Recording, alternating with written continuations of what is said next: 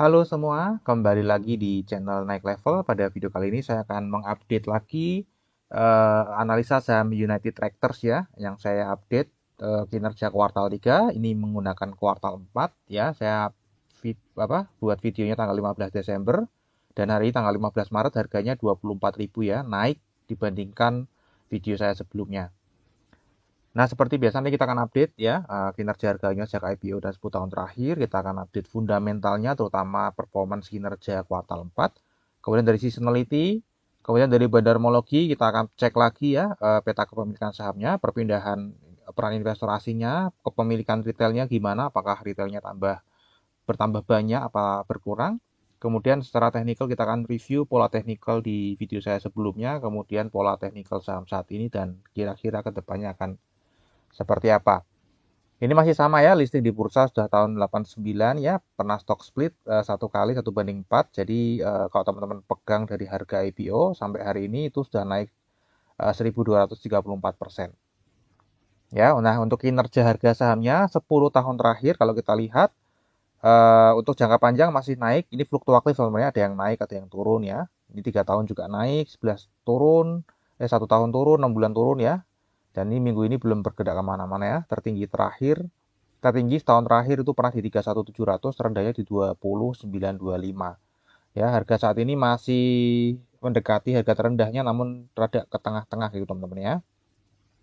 Oke, ini masih sama, ini webnya kalau teman-teman pengen tahu lebih detail ya, dia subsektornya mesin konstruksi dan kendaraan berat.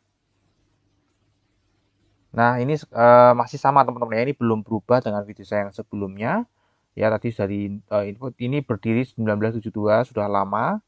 Ya, kemudian komposisi pemegang sahamnya ini anak usahanya Astra teman-teman ya, di mana dia memberikan kontribusi paling besar ke Astra Internasional ya, yaitu United Tractors. Kemudian kalau kita lihat di kegiatan utamanya dia ada 5, masih sama, dia mesin konstruksi, kontraktor penambangan, ada punya pertambangan juga, emas dan batu bara, ada industri konstruksi dan energi ya.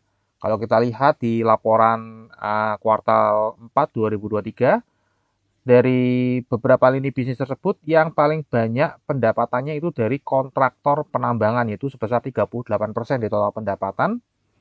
Ya, dan kalau kita lihat labanya itu juga justru lebih banyak dihasilkan dari kontraktor penambangan. Ya, yang kedua itu dari eh, mesin konstruksi ya teman-teman ya. Mesin konstruksi ini terbesar kedua, mengkontribusi 36% dan labanya juga bukan yang paling besar. Ternyata yang paling besar adalah dari kontraktor penambangan dan penambangan batu bara ya. Ini yang laba paling besar ya, karena memang harga batu bara memang lagi on, dan diprediksi eh, sampai 2025 itu harganya stabil di sini-sini aja. Jadi ini sebenarnya masih oke ya untuk sampai 2025. eh, Kinerjanya mesti akan stabil-stabil aja seperti ini ya. Kontraktor dan penambang batu bara ini kalau digabungkan ya cukup tinggi kontribusinya di atas 50% ya. Ini emas kecil sekali ya, ada konstruksi dan energi tadi hanya sekitar 2% kalau digabungkan. Nah, ini teman-teman ya, ini masih sama ya, dia mengambil bagian dari PT Supreme Energy Sriwijaya. Ya, ini panas bumi teman-teman ya. Kemudian dia juga nikel ya, nikel mulai membeli atau meng- mengambil kepemilikan ya di nikel teman-teman ya, untuk pengembangan bisnisnya. Nah, ini update teman-teman ya, pendapatan bersihnya tadi sudah disebutkan juga ya, memang paling banyak itu kalau di total ini kan dibagi-bagi ya teman-teman ya. Tadi kalau di total paling banyak itu ada di kontraktor penambangan ya, penambangan batu bara ya. Ini penambangan batu bara tadi sudah diinfokan juga ya teman-teman ya. Nah, ini update-nya full year 2023 ya. Secara pendapatannya naik, jangka panjang ini jelas naik sekali ya teman-teman ya. Bisnisnya semakin besar, dapat untung dari batu bara, diperlebar terus usahanya, lini bisnisnya. Jadi tambah lama tambah besar ini perusahaan. Ya, dan ini 2023 masih naik ya, meskipun batu bara harganya turun ya. Nah, namun sekali lagi ini kan lebih kontribusi terbesarnya sebenarnya tadi dari kontraktor penambangan teman ya. Jadi harga batu bara sih tidak terlalu impact ya, karena kontraktor itu kan jasa ya, dia tidak tergantung harga batu bara. Cuman kalau misalnya harga batu bara lagi tinggi ya pastinya dia akan kejar target untuk memproduksi setinggi-tingginya. Nah, kalau kita lihat labanya turun ya, labanya turun. Tadi kalau kita lihat turunnya kalau mestinya sih dari batu bara ya. Coba bentar kita lihat dulu. Labanya turun paling drastis ya ini dari penambangan batu bara ya, teman-teman ya. Dari penambangan batu bara ini turun ya, turun lumayan besar, dan tambang emas dan mineral juga turun ya. Jadi turunnya di sini. Mesin konstruksi justru labanya naik, kemudian kontraktor labanya naik. Jadi yang turunnya ada di penambangan. Memang harga komoditasnya sudah tidak setinggi tahun sebelumnya. Oke, kemudian secara struktur pendapatan ini masih bagus ya, menanjak terus. Laba bersihnya juga masih bertahan di double digit, bahkan hanya turun tipis dari tahun 2022 ya. Ini masih tertinggi kedua. Jadi kinerjanya masih oke. Kemudian kalau kita lihat secara nominalnya tadi ya, pendapatannya ini setahun full 128 triliun ya, naik 4%. Laba kotornya naik ya, 3%. Kemudian laba usahanya naik, namun laba bersihnya ini turun teman-teman ya. Namun secara laba usaha naik teman-teman ya. Ini memang ada beban lain-lain yang cukup menggerus teman-teman ya, laba bersihnya jadi turun ya. Kemungkinan, saya belum cek lebih detail, kemungkinan ini memang dari biaya bunga karena hutangnya memang meningkat ya. Nanti coba teman-teman bisa cek. Nah, untuk valuasinya sendiri kalau pada saat video ini dibuat, ini sudah lebih tinggi sedikit daripada video saya sebelumnya, di mana video saya sebelumnya itu terendah ya. Ini sudah naik tipis ya, karena memang harganya sudah naik dari video saya sebelumnya harganya ya. Tapi masih jauh sekali di bawah rata-rata 1,66. Ya, kemudian untuk secara pernya ini juga sama ya, naik teman-teman, masih ini sangat murah teman-teman ya secara per ya. Bayangin aja 4,4 tahun itu balik modal ya. 4,4 kali ya perusahaan sebagus ini. 4,4 kali hanya 4,4 tahun balik modal. Ya, jadi sebenarnya kalau teman-teman tahan aja ya, seandainya bisa mempertahankan kinerjanya seperti saat ini saja ya, ya yang penting harga batu bara tidak jatuh lagi, dan banyak yang memprediksi tidak mungkin akan jatuh separah sebelum itu ya, sampai 50 US dollar itu enggak seperti itu. Ya, jadi kalau bisa bertahan ya ini mungkin 5 tahun, atau paling jelek dua kalinya 8 tahun sudah bisa balik modal ya. Eh, Seandainya kinerjanya turun. Kemudian kalau kita cek secara earning yield ini juga masih murah sekali, memang tidak semurah 2023 ya, namun ini masih murah ya, masih ada di 22,8%, di mana rata-ratanya itu hanya di 11,6% ya, biasanya di perdagangan di harga wajarnya, ini sudah di harga yang murah teman-teman ya. Nah, untuk harga wajarnya sendiri ini masih belum jauh beda dengan video saya sebelumnya ya. Fair value-nya masih ada di 36.000 sampai 55.000 rupiah ya, memang tinggi sekali ya. Harga saat ini terdiskon 34 sampai 56%. Karena memang United Tractor ini sedang dalam kondisi yang performnya lagi bagus-bagusnya ya. Nah, kira-kira teman-teman kalau beli perusahaan itu pada saat performnya jelek atau performnya buruk gitu teman-teman ya. Performnya jelek atau performnya bagus gitu ya. Kalau lagi performnya bagus mestinya dihargai mahal. Namun ini pada saat performnya bagus masih di murah ya teman-teman. Masih kalau kita nilai tanpa melihat pertumbuhan atau siklikalnya ya ini murah ya. Kemudian ini ada dua rating ya, rating saya sertakan di sini 28 analis memberikan rating buy 19 analis, hold 8 analis, ada satu yang sell ya. Ada satu yang sell ya. Jadi harga saat ini 24175. Ini target rata-ratanya ya, rata-ratanya semua analis ini digabungkan. Ini 2628, tertingginya ada yang 3800, terendahnya ada yang 20.000 ya. Jadi ini memang jauh sekali ya, kalau fair value saya bahkan tidak sampai di prediksi analis yang tertinggi 3800 ya. Ya memang susah ya, karena ini saham cyclical ya, dan tidak mungkin batu bara, ya bukan tidak mungkin sih, kemungkinannya kecil bisa terulang lagi ya, sampai kayak tahun 2021 ya. Nah, untuk dividen ini rutin bagian dividen teman-teman ya, rutin bagian dividen. Biasanya di bulan April dan Oktober ya, di April dan Oktober ini rutin sekali ya, April Oktober dulu Mei ya, pernah Mei dan Oktober. Jadi setahun dua kali. Untuk prediksinya ini juga nggak jauh-jauh beda dibandingkan dengan video saya yang sebelumnya. Memang EPS-nya naik ya, lebih tinggi dibandingkan perkiraan. eh, Full year-nya itu prediksinya akan memberikan 40% ya. Ini konservatif namanya 40% karena manajemen pernah menyebutkan akan membagikan dividen 40 sampai 50%. Jadi saya ambil yang konservatif 40%, 2210 sudah dibagikan 701. Jadi sisa 1.500 dibagi dengan harga saat ini 6,2% ya.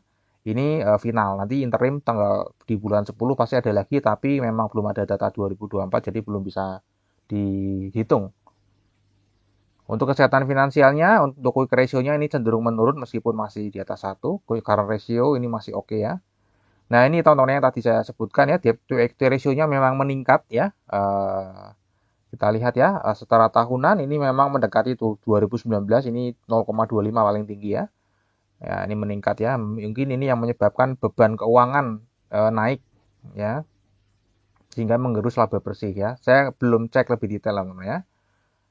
Silakan teman-teman bisa cek lagi ya lebih detail. Mestinya kalau teman-teman pegang saham ini mestinya sudah lebih tahu dari saya ya. Oke, kemudian secara seasonality tahun 2024 setiap bulan ini strict naik terus ya, bahkan dari Desember naik terus ya, karena memang ini menjelang pembagian dividen teman-teman ya. Nanti bulan Mei turun. Nah, ini bulan Mei nanti pasti turun karena biasanya kan tadi tanggal 4 ya, bulan April pembagian dividennya. Ya, tadi yieldnya kisaran 6 persenan ya, estimasi, dan tahun ini sudah naik sekitar 6,9 persenan. Ya, jadi nggak tahu apakah nanti akan dinaikkan lagi atau tidak, nggak ngerti. Ya, yang jelas nanti setelah April, Mei akan drop. Ya, namun biasanya di bulan sebelum selanjutnya akan naik lagi, teman-teman ya. Kita lihat Juni, Juli, ya, namun hanya 60% ya. September malah justru cenderungnya turun, Oktober turun lagi ya. Desember nanti naik lagi ya. Oke, untuk struktur sahamnya ini belum berubah dibandingkan video saya sebelumnya ya. Astra Internasional masih sama, masyarakat mengeluarkan masih sama, saham treasury juga masih sama semua. Peran investor asing di saham ini ya cukup tinggi. Ya, kalau kita lihat di 2024 ini investor asing justru malah buang barang ya. Buang barang terus dengan partisipasi yang cukup tinggi, korelasinya namun ini sempat tinggi di bulan Februari ya, namun ini buangnya kecil sekali. Di bulan Maret ini dari tanggal 1 sampai 7 buang barang, 8 Maret ambil, ya ini buang, ini mulai mengambil ya. Kalau kita lihat sejak 7 Maret sampai 15 ini dia eh, aktif teman-teman ya, cenderung aktif. Untuk tanggal 1 sampai 6-nya dia cenderung pasif ya. Dia buang barang, ada yang beli ya, jadi dia pasif ya, pasang di over.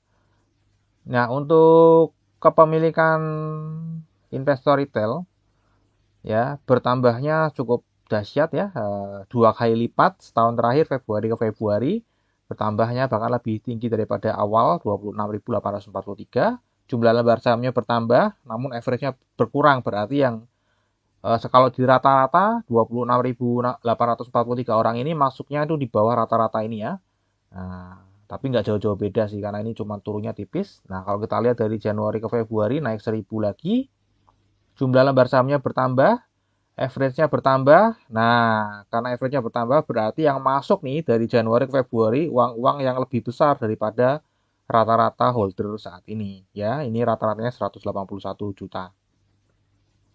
Ya, jadi mungkin dividen hunter nih teman-teman ya. Nah, mungkin ya. Besar-besar juga tuh 180 juta rata-ratanya. Kemudian untuk perpindahan struktur sahamnya setahun terakhir kita lihat di sini ya, terlihat sedang distribusi ya, masih sama dengan video saya sebelumnya. Banda detektor juga sedang distribusi, secara broker summary juga terlihat sedang distribusi. Ya, kemudian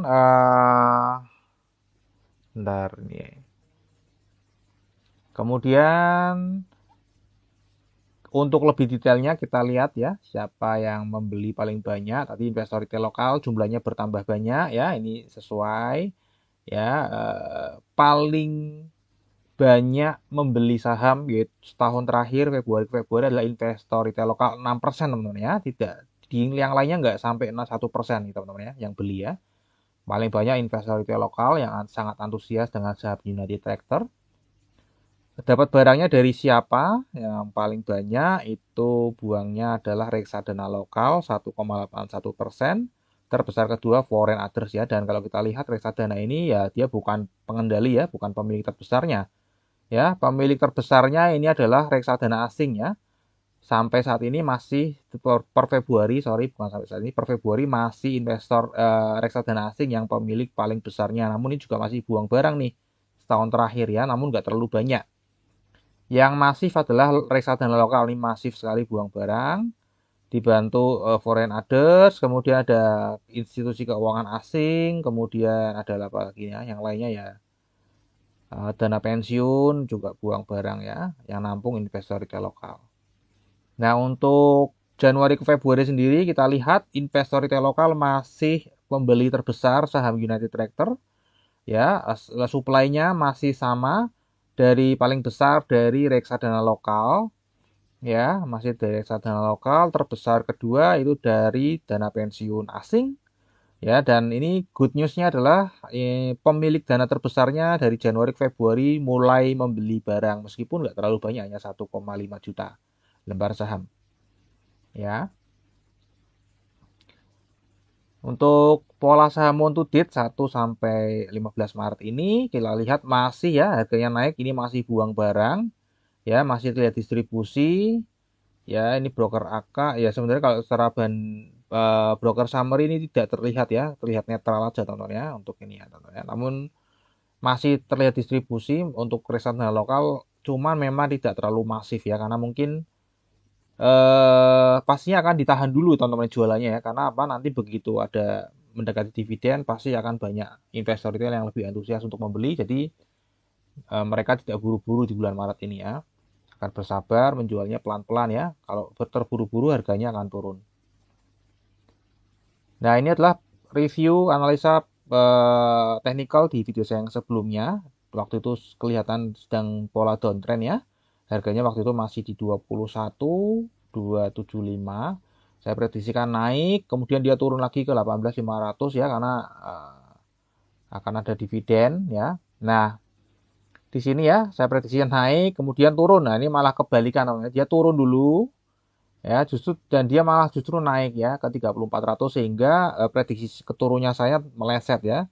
Harusnya turunnya ke 8.400 tapi karena dia ternyata dinaikkan dulu sebelum dividen jadi meleset ya ini mulai turun lagi ya melanjutkan pola downtrendnya teman-teman ya jadi polanya masih kelihatan downtrend teman-teman ya setelah ini ya nah kira-kira harga sahamnya ke depan akan seperti apa kalau kita lihat ya ini masih polanya belum uh, ada tanda-tanda untuk naik teman-teman ya memang ini di sini mirip di sini ya dia naik mestinya dia turun lagi namun dia naik lagi baru turun ya kemungkinan kan ini akan ada momen dividen mestinya dia akan dinaikkan lagi dulu ya mungkin bisa ke 27.000 nah nanti bulan Mei turun ya teman-teman ya sebesar biasanya sebesar nilai dividennya ya tadi dividennya berapa ya 1.500-an ya dari sini turun aja ke 26.000 mungkin ya nah kalau seperti ini ya turunnya kayak gini berarti ini sudah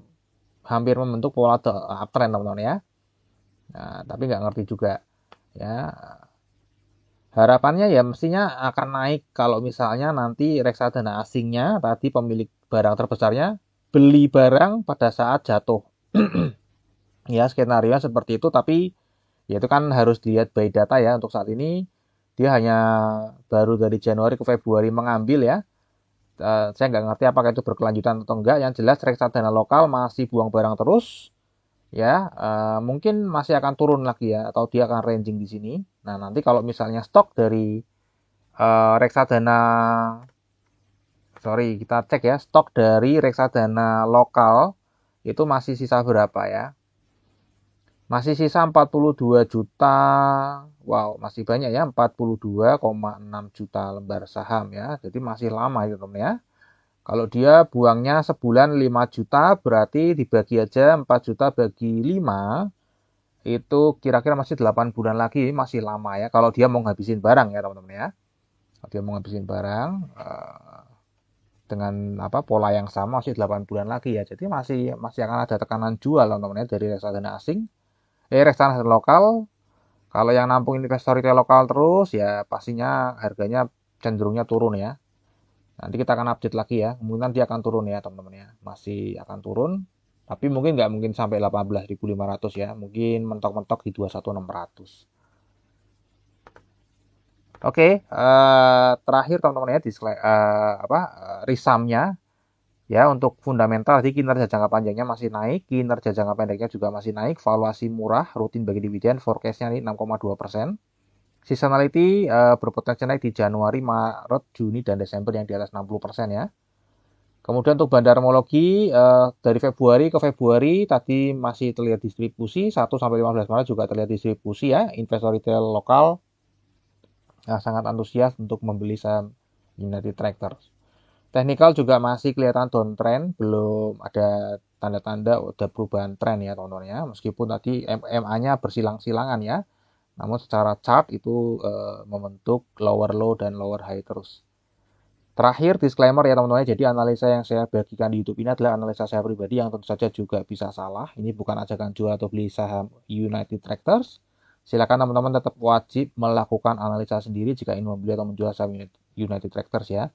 Jadikan video saya ini hanya sebagai second opinion atau insight teman-teman dalam memilih saham, namun tetap dianalisa lagi ya teman-teman ya. Kalau teman-teman menganalisa kemudian analisa saya mendukung analisa teman-teman ya mungkin bisa diambil keputusan investasi, namun kalau analisanya kontra nggak setuju ya mungkin bisa dianalisa ulang atau ya mungkin lebih dimantapkan lagi ya analisanya teman-teman. Oke, sampai di sini dulu aja analisa saham United Tractor ya. Semoga bisa bermanfaat. Kita akan ketemu lagi di video yang berikutnya.